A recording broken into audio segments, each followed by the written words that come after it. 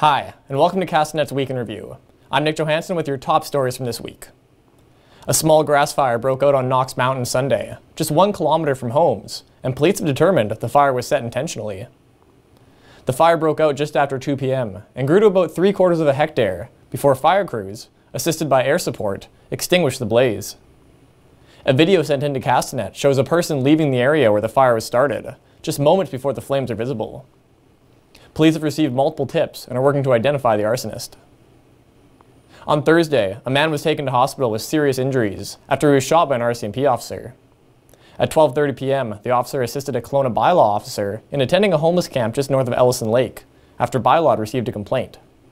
Police say a man at the camp approached the officers with a knife, and despite attempts by the RCMP to de-escalate the situation, the man was shot by the RCMP officer.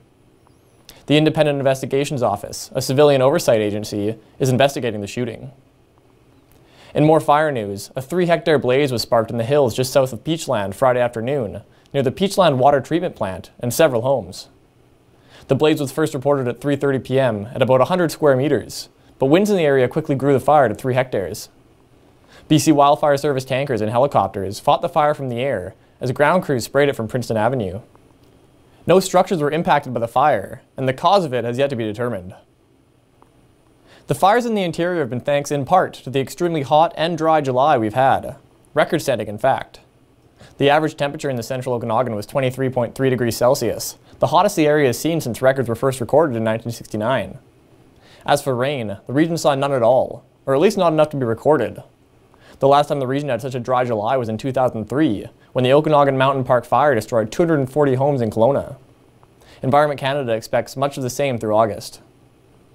The man accused of running over a pedestrian during a December 2013 police chase took the stand for the first time Thursday, claiming he wasn't the man behind the wheel. The Black Eagle Talon ran from a police check stop on Springfield Road in the early hours of December 6th, eventually hitting and seriously injuring Steve Kanya, who was out delivering newspapers. Nathan Fall, one of the occupants, was originally charged until Donald Brody told police he was in fact the driver.